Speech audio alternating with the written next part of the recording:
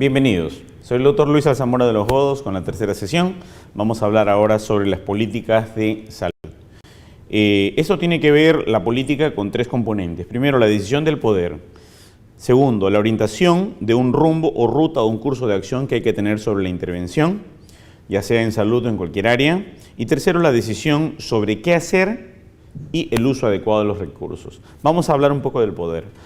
Decía un autor americano como era Carl Jung que poder es hacer que otros hagan lo que espontáneamente no harían, que lo hagan felices y contentos y totalmente convencidos de que ha sido su idea, apropiarse del concepto. Entonces, esto es lo que enmarca una política para evitar conflictos, contratiempos, contradicciones, y por eso el advocacy es muy importante en la interrelación y la generación de espacios para que las políticas funcionen, sobre todo cuando estas tienen que ver con millones de personas como son la salud de los peruanos. ¿Qué tipo de políticas hay? Las políticas públicas y las políticas partidarias, y ambas tienen que estar conectadas. Las políticas públicas son aquellas que se ejercen desde el Estado, tienen un carácter universal, tienen elementos obviamente de coerción porque son mandatorias. Son sujetos a control de la ciudadanía, se orienta a la redistribución de los recursos y se ejecuta a través de sectores como sector defensa, sector salud, sector trabajo, sector educación, etcétera, etcétera. ¿Cuál es el marco de la formulación de las políticas? Primero tenemos que tener en cuenta que existen problemas, necesidades y demandas. Y estos problemas, necesidades y demandas que tiene la población van a originar planes nacionales, planes de gobierno, prioridades políticas y compromisos. Todo esto van a generar lo que se le llama las acciones políticas o el marco de las políticas que van a poder intervenir en la solución de dichos problemas poblacionales. El ciclo de la política tiene que ver con el diagnóstico y tiene que ver con la visión. Cuando hablamos del diagnóstico y la visión, estas tienen que estarse interrelacionadas al generar políticas que a su vez plantean proyectos, que a su vez plantean programas, que a su vez tienen presupuestos, que generan resultados y finalmente evaluamos dichas políticas en el contexto de la planificación de proyectos, programas, presupuestos y resultados. Entonces, el diagnóstico y la visión tienen que estar concatenados. ¿Cuál es el esquema tradicional de las políticas? Tiene que ver las políticas mucho con el grupo de interés, operadores políticos y los tecnólogos políticos. Ellos tienen que enmarcar y darle tradicionalmente la forma a las políticas. Pero hay una crisis en la formulación tradicional de las políticas donde estaban involucrados los grupos de interés, operadores políticos y tecnopolíticos. Esto significa que, bueno, si hay grupos de interés, las políticas están hechas a corto plazo. Porque si el grupo de interés tiene una opción particular, una visión partidaria particular en un sector particular, esto va a ser a corto plazo y no va a tener mayor sostenibilidad en el tiempo. No tiene viabilidad política esta forma tradicional, porque significa que cuando entren otros nuevos grupos de interés va a haber conflictos y se va a generar nuevas formas de política. No va a tener viabilidad social, porque si hay grupos de interés pueden haber algunos perjudicados, algunos intervenidos, algunos favorecidos. Son poco flexibles porque se basan básicamente en visiones partidarias. Son intrainstitucionales porque tiene que ver con el concepto de la institución, de su forma, cómo ellos trabajan y la perspectiva de escritorio. Y obviamente trabajan con presupuestos históricos repetitivos. El presupuesto del año pasado se vuelve a repetir este año y el del siguiente año se repite el del anterior y así sucesivamente. Pero ¿cuáles son las políticas saludables? Las políticas saludables, aquellas que tienen que ver con el manejo de la forma adecuada del trabajo de la política, tienen que ver con los actores sociales que estén involucrados en la formulación de dichas políticas y esos actores sociales deben estar interrelacionados en mesas de concertación para poder establecer los planteamientos lógicos adecuados en políticas que vayan en beneficio de la población y de todos los peruanos. Y para eso, ¿qué se necesita? Un diálogo entre la sociedad y el Estado, la sociedad civil, la sociedad a través de sus representantes, el pueblo mismo y el Estado tienen que hacer una interrelación para poder determinar una política saludable. Y estas políticas deben ser de largo plazo, no tiene nada que ver con qué gobierno esté vigente. Pasen los gobiernos, que pasen, la misma política debe ser sostenible a lo largo del tiempo y debe tener, por ejemplo, resultados importantes en la recuperación de los problemas de salud y en los manejos adecuados de las epidemias, endemias y en el caso de otros sectores de la misma forma, ¿no? Obviamente para esto hay que construir una viabilidad y esa construcción de viabilidad tiene que ver con el hecho de negociación. no solamente del ejercicio del poder adecuado con coacción, cooptación o concertación, sino la negociación entre los diferentes entes políticos y los diferentes entes que gobiernan y gobernados para poder establecer un punto donde se construya la viabilidad social, la viabilidad política, la viabilidad económica, la viabilidad lógica. Y esto tiene que estar articulado a nivel nacional, regional y local. Debe haber una coherencia. Y los resultados deben poder tocarse. Por ejemplo, reducción de la tasa de tuberculosis, que estamos en el 4.º puesto a nivel mundial o primer puesto en multidrogo resistente, bajar al puesto 20-30. O sea, los indicadores deben ser tangibles. Reducir la tasa de embarazo en adolescentes, reducir la tasa de muerte materna. Y obviamente hay una rendición de cuentas después de la aplicación de dichas políticas saludables, las cuales van a tener una situación de evaluación adecuada. Entonces, una política nacional en salud, ya especificando en este tema, trata de visibilizar el tema de la salud. La visibilización en el tema de la salud en la sociedad significa algo muy importante. Primero, ingresar a la agenda pública y a la agenda privada, porque significa quien brinda políticas no solamente es el sector público, sino el sector privado, ya sea salud con su forma privada, las clínicas, las entidades prestadoras de salud, etcétera, etcétera. Generar compromisos múltiples, los cuales tienen que ver con el hecho de la interrelación de los diferentes sectores que generan dichos compromisos y construir una responsabilidad compartida entre municipios, regiones, ministerio de salud, policía, clínicas, EPS, etcétera, etcétera. Y estas políticas en salud también deben estar planteadas a largo plazo, con el incremento de los recursos, con resultados tangibles y con una demanda organizada de la sociedad y de la ciudadanía. Digamos que esta demanda organizada tiene que ver con el hecho de que se hagan programas de citas, se haga un sistema de atención por días, sea un sistema democrático, se amplíen las coberturas, se amplíen los horarios de atención, etcétera, etcétera. Y para esto, señores, hay que hacer un diagnóstico sanitario compartido. Un diagnóstico sanitario compartido que tenga que ver desde el punto de vista institucional, que trabaje los compromisos sanitarios sociales del país para la construcción de una opinión ciudadana. Esto significa que hay un diagnóstico participativo en una consulta nacional, hay que hacer estudios cualitativos, estudios de demandas, para tener la visión del diagnóstico desde el punto de vista institucional y para establecer compromisos sanitarios y sociales del país. También un acuerdo nacional de políticas sectoriales y compromisos intersectoriales e internacionales que va a permitir la viabilización de esto, e información sanitaria del Ministerio de Salud y de Salud. Entonces, y hay que responder las preguntas: ¿cómo estamos en salud? ¿Cuáles son los problemas de salud prioritarios? ¿Y cuáles son las prioridades en salud? En ese sentido, las investigaciones cuantitativas y cualitativas, los estudios de, por ejemplo, lavado de manos, los estudios de infecciones respiratorias, los estudios de enfermedades en el hogar, la estructuración y el análisis de la vivienda, las condiciones de higiene, la situación del agua potable y estudios cualitativos que tienen que ver como, por ejemplo, el uso y manipulación de los alimentos. Todo esto nos podría dar un diagnóstico sanitario compartido que nos permitiría a nosotros establecer las políticas adecuadas de intervención en salud, donde se integre de repente Ministerio de Trabajo, Promoción Social, Educación, Salud, y todos ellos trabajen de manera compartida, incluso de vivienda, porque se supone que el agua potable tiene que ver con la higiene y tiene que ver esto con la prevención de las infecciones diarreicas agudas. Y si no hay agua potable, entonces ¿cómo se trabaja con el Ministerio de Vivienda para que brinde agua potable? Y esta agua potable previene las diarreas, pero el Ministerio de Salud interviene con las diarreas en sectores donde no hay agua. Entonces tiene que haber un diagnóstico compartido de interrelación con la finalidad de poder establecer estructuras lógicas coherentes en las políticas para que tengan función adecuada y un resultado de impacto en la población. Entonces, ¿qué es un enfoque diagnóstico sanitario compartido? Se construye el diálogo activo entre el Estado, la sociedad y las personas. Este diálogo activo entre el Estado, la sociedad y las personas genera una política adecuada. Busca superar una mirada asistencial y epidemiológica. Esto significa que no solamente hay que tratar a los pacientes, curar a los pacientes, recuperar a los pacientes, sino además prevenir las enfermedades haciendo intervenciones oportunas, educación adecuada, nutrición pertinente, con la finalidad de poder prevenir y evitar las diferentes enfermedades e infecciones, epidemias, endemias, cánceres y algunos problemas de la salud que están impactando a nivel de la población.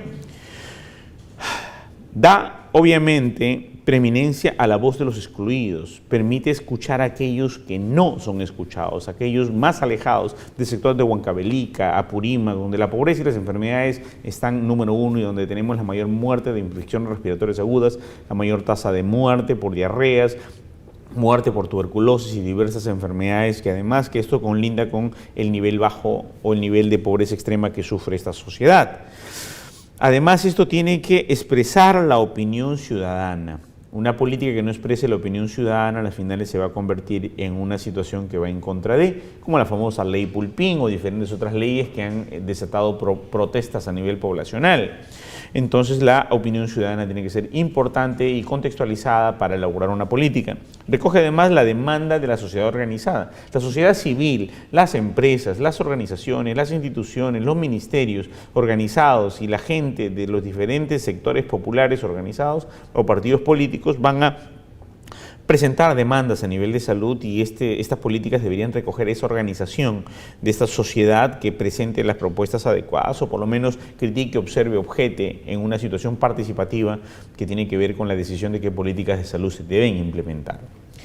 Y se concreta además en espacios territoriales definidos. No será una misma política de salud en el norte, donde abunda, digamos, problemas que tienen que ver con infecciones diarreicas, versus en el sur, donde hay infecciones respiratorias, versus en la selva, donde existe dengue, chikungunya y enfermedades transmisibles por vectores, o versus las capitales o las metrópolis, donde las infecciones de transmisión sexual y el SIDA tienen otro tipo de contexto y otro tipo de políticas. Obviamente hay que sectorizar y racionalizar y priorizar las enfermedades, las pandemias, las endemias, los problemas de salud por cada sector para decidir en una política adecuada con un diagnóstico compartido. Entonces, cuando hablamos de la construcción de políticas saludables, hablamos del diagnóstico compartido, la priorización pública de los principales problemas que existen, los compromisos que tiene el país con respecto a las metas, como las metas del milenio, por ejemplo, y los resultados tangibles que van a ser los indicadores de la salud que se van a medir de manera adecuada para poder establecer si existen avances o no.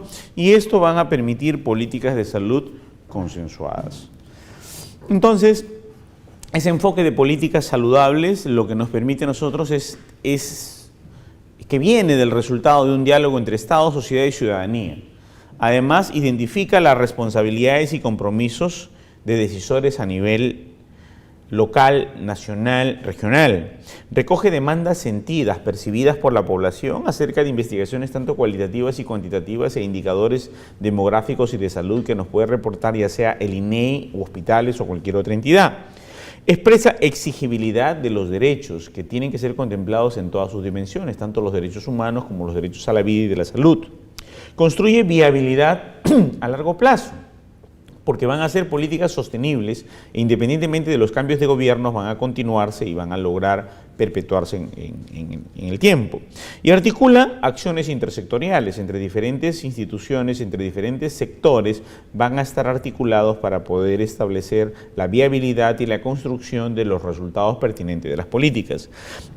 Además, permite un horizonte de desarrollo humano y de calidad de vida.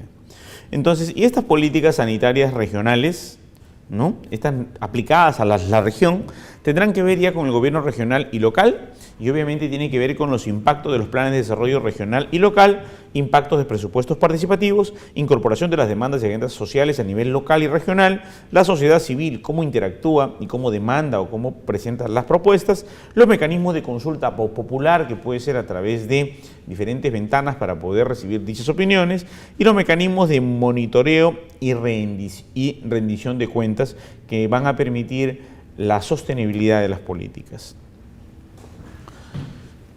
Pero además hay que considerar otros aspectos que tienen que ver con el desarrollo humano en las políticas. Nosotros hablamos de los factores determinantes de desarrollo humano. Tenemos la sociedad, el individuo, los derechos humanos, la igualdad de oportunidades y las capacidades. Contemplando todo este enfoque, estamos hablando nosotros de la igualdad de oportunidades, y el enfoque de determinantes de derechos humanos tienen que estar enmarcados en la política.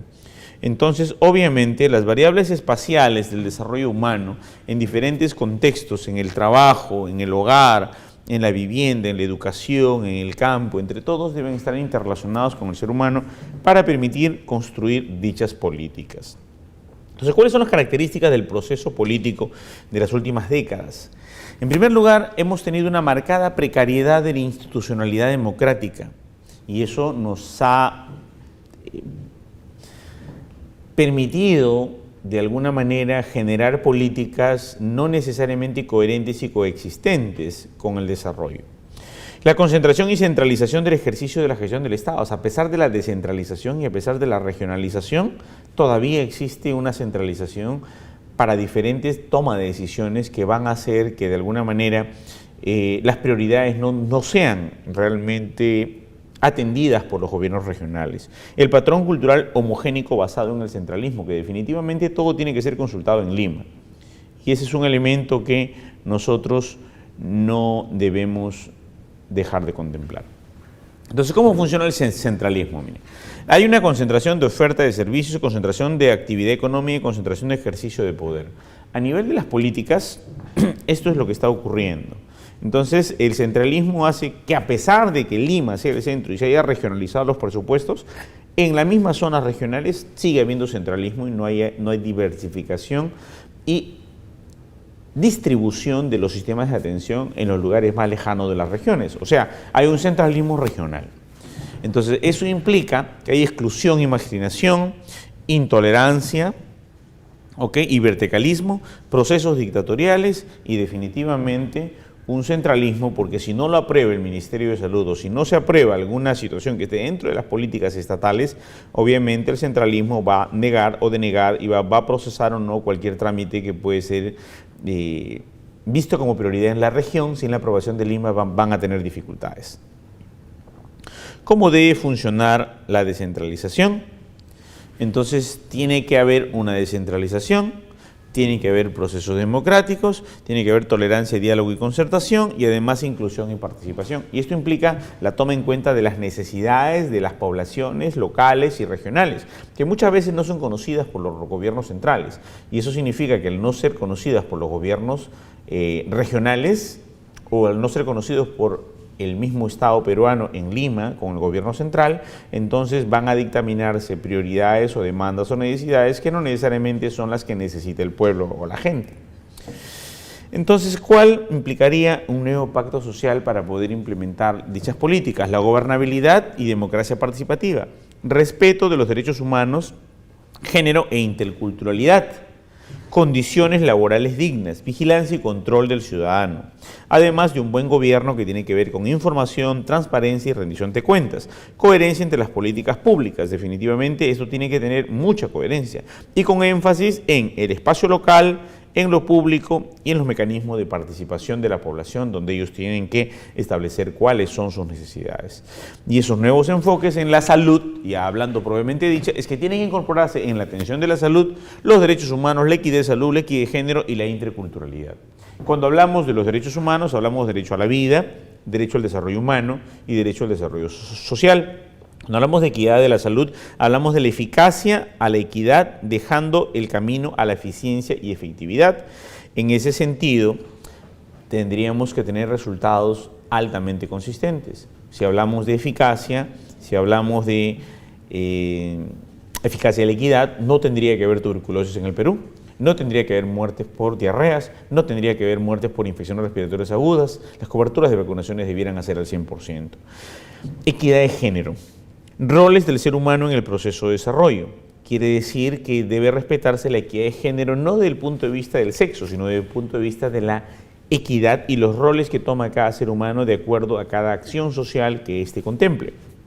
Interculturalidad, donde la marginación y la exclusión son más sentidas. Tenemos que trabajar a nivel de todos los procesos culturales, a nivel de todo lo que tenga que ver con la cultura, ya sea aymara, quechua, xaninca, bora, huitota, ¿no? Y donde todas las culturas deben ser atendidas y donde el servicio de salud tiene que ser adecuado al sistema cultural de las personas y no las personas adecuarse al sistema de servicio de salud que nosotros brindamos. Si nosotros vamos a una región a xaninca, nosotros vamos a una región bora, a huitota, a Pacaya Samiria, tenemos que conocer su idioma, tener un traductor o por lo menos ver gente local que pueda suplir o atender las necesidades de la población, donde existe una coexistencia, una medicina complementaria, más no una medicina alternativa, una medicina nuestra que complemente su medicina tradicional o su medicina tradicional que complemente la medicina nuestra. En ese enfoque, la interculturalidad es fundamental y la adecuación cultural de los proveedores de salud como médicos, enfermeras, obstetrices, nutricionistas y demás proveedores, adecuarse a las necesidades culturales de la población. Entonces, ¿cuál es el nuevo paradigma de la salud en la promoción de la salud? Trabajamos entonces aquí, lo que corresponde a la salud tiene que ver con la alimentación, ya no con la curación solamente de las enfermedades, tiene que ver con la seguridad social y para eso tenemos el Seguro Integral de Salud o tenemos e-Salud para los trabajadores. Tiene que ver con los servicios básicos, caramba, ¿cómo vamos a prevenir la diarrea si no hay agua para lavarse las manos? El principal factor de las enfermedades diarreicas agudas es la mala higiene de las manos y la manipulación inadecuada de los alimentos. Si no hay agua, ¿cómo vamos a intervenir adecuadamente en la salud? Tiene que ver con el medio ambiente y la contaminación que esto implica con los casos que ya habíamos hablado en sesiones anteriores de niños contaminados con plomo, de los relaves mineros. Tiene que ver con el empleo. ¿Cómo vamos a pagar un sistema de salud si no existe el dinero suficiente? Hay un subempleo, ¿no? Y este dinero del jefe de familia o la jefa de familia o el trabajador o los trabajadores de la familia no son suficientes para cubrir necesidades de la salud. Pónganse a pensar ustedes mismos en este instante. ¿Qué es más prioritario? ¿Un par de zapatos o la atención, no sé, del colesterol? ¿Es más esencial ropa nueva o un televisor LED o irnos a hacer un diagnóstico de descarte de cáncer?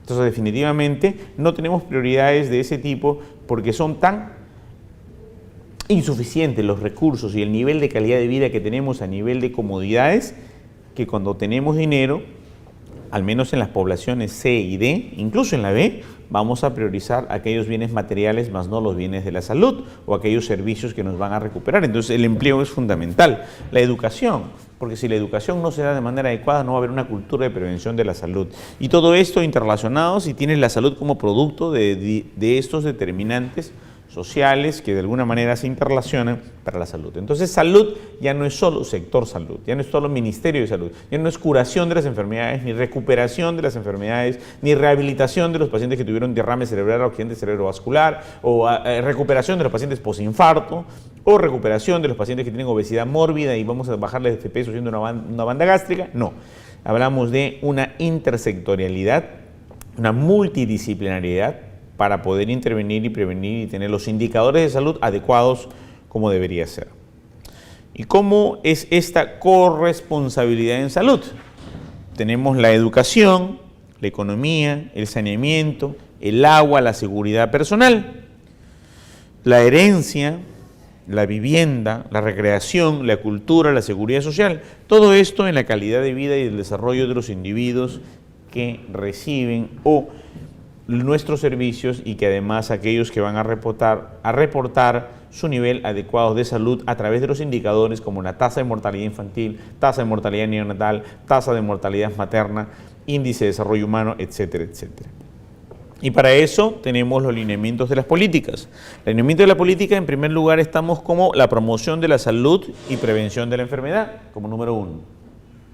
Como número 2, la extensión y universalización del aseguramiento de la salud, el Seguro Integral de Salud. 3, el suministro y uso racional de los medicamentos, no a la autoprescripción de medicamentos.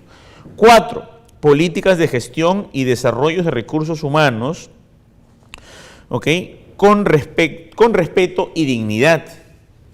5, creación del sistema coordinado y descentralizado de salud, para que haya una descentralización efectiva. 6, el nuevo modelo de atención integral de salud y no el tradicional que priorizaba aspectos sí preventivos promocionales, pero enfocaba más en la recuperación y la terapia.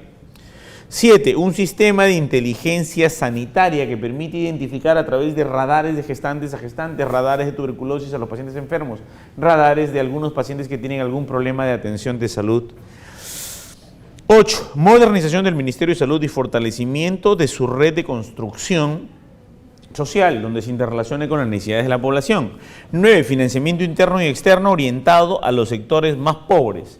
Y 10, democratización de la salud, dentro de la cual los individuos van a tener el derecho a recibir lo mismo. Y con esto tenemos los lineamientos de política del sector salud, y son los componentes que nos van a permitir establecer dichos lineamientos. Entonces, ¿qué debemos hacer? Desarrollar alianzas intersectoriales